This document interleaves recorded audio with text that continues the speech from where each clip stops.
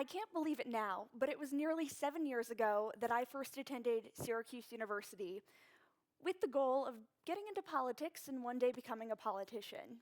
Naturally, in doing so, my first week on campus, I decided to join student government. When I got to the meeting, I realized I was one of very few women who were in this auditorium. I thought maybe it was the start of the year and the attendance was just low. But in reality, there were just not many women involved whatsoever. They weren't involved with the general body, they weren't involved all the way up to the executive level. So I started doing some research, and I wanted to find out when was the last time we had a woman serving as president. What I found was there were less than 1/6 of our student body presidents in history who were women, and I was setting out to change that. By the time I was a sophomore, I had become student body vice president, and I knew I had the intention to run for president. So I started looking at numbers across the country to see if other universities had the same problems as Syracuse. And as it turns out, there were lots of schools who were at the same place. They had a lot of participation from their female students, but they weren't necessarily serving at the executive levels. And unfortunately, that's represented in our government when we look at Congress or our state legislatures. So here's a picture of several of the women who have served in the United States Senate. Right now, we're at an exciting time where 21 women are serving, and that's historic. Looking at Congress overall, there's only 19% of women. When we look to state legislatures, 25% of state legislatures across the country are composed of women. And when we look at governors, we only have 5 out of 50, with the record being 6. Clearly, we need a change.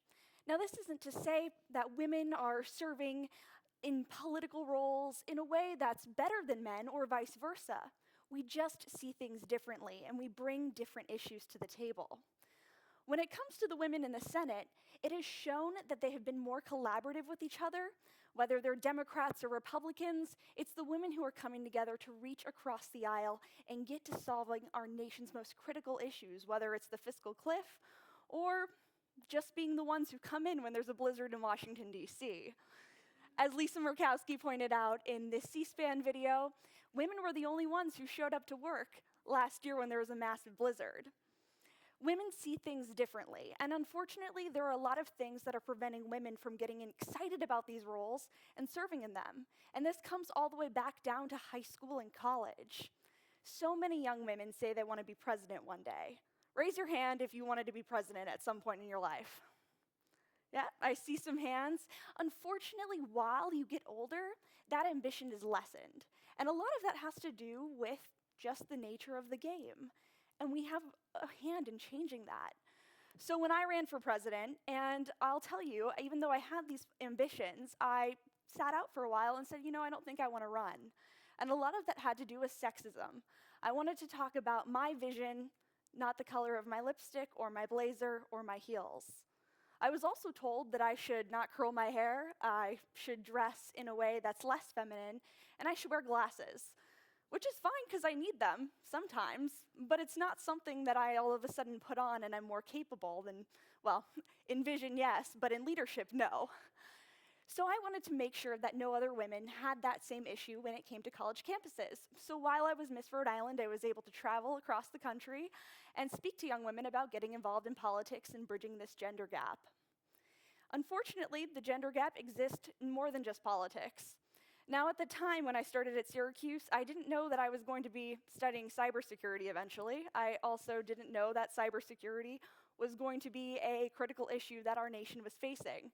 Now, I'm sure we've heard a lot about cyber recently. I'm currently a student at Salve Regina University studying cybersecurity there because cybersecurity and politics, of course, go hand in hand. Now, when we're looking at cyber and getting ahead and doing cyber threat analysis and really getting steps ahead of cyber criminals and hackers, it's important, just like in Congress, that we have people who represent the entire population. That instead of having 10 or 20% women, we're having something that looks more like 50, more like our actual population. Now, when it comes to the computing workforce, only 26% of our entire technological workforce is women. And again, this is something that starts when girls are younger and they get discouraged. STEM education, science, technology, engineering, and math, that's something that women lose interest in as they've gotten older, statistically speaking. But it's more crucial now than ever. When looking at cybersecurity these days, only 1 in every 10 cyber professionals are women. And we need that kind of thought and the different experiences that women bring to the table in order to stay ahead and really protect our critical infrastructure and data from any potential threats. And in business too, unfortunately, the numbers are even more grim. Now, it's not that women are not in business, because they absolutely are, but it's women in C-suites and moving on up the executive chain that we're not seeing. Now, this is Sheryl Sandberg, and as many people know, she's the chief operating officer of Facebook, and she's also known for her work Lean In, getting more women excited about leadership and really putting themselves out there in the workforce and climbing on up the ladder. But when we're looking at Fortune 500 companies, out of 500 companies, 24 of those companies are led by women, so 4.4%. It's shown that when you have women who are leading and who are at the head of these companies, they tend to be more profitable. And we need more women excited about working their way up, and we also need men in this too, recognizing that having women at the head of these organizations will help them when they're reaching their audiences and trying to get out there and make a difference through their products and their work. So it's in all of these workforces that women are valued, and they need to be there, and we need to encourage them and not let that ambition get stifled at a young age. Because if we lose that, we're really losing half the talent of our workforce. Now, there's 3 things I'd like you to do. First, see yourself as part of that pipeline. Whether you have ambitions to lead your community in some capacity of public service, perhaps you're excited about technology and math, and you're a young girl and society is telling you otherwise, you should be interested in something different. Or you have ambitions of leading a major company. I want you to see yourself as part of that pipeline and remind yourselves that you need to be there. And for our men in the audience, I hope that you'll be dedicated to recognizing that talent and supporting that talent so these young women realize that they really are capable of adding to the picture, and all of us working together will make that happen. Secondly, I'd like you to flip the script. Oftentimes, professions get gendered. And what I mean by that is, well, a friend of mine actually, this is a great story, she had gone into a local school to talk about our project, Leading Ladies, and she said, okay, well, students, I want you to tell me what boy jobs are and what girl jobs are. And students start throwing different answers out. And of course, she says, well, that's actually not true. Those jobs are open to men and women. And we need to start socializing young women and men at a younger age to realize that they're capable of serving in any capacity. For example, in terms of flipping the script, I love this pantsuit, and the first time I wore it, someone said, you know, you look like you could be first lady. And there's nothing wrong with being first lady. I'm sure I'd really enjoy that lifestyle. But I said, you know what? I look like the president, right?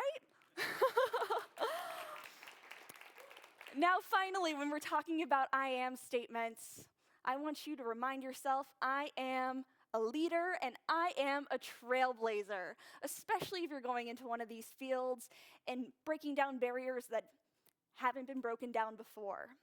In the words of one of my favorite leading ladies, Eleanor Roosevelt, do one thing each day that scares you. Remind yourself that you are fearless, you are courageous, and you are needed to make a difference. And together, men and women can do excellent things. We just need women at the table. Thank you so much.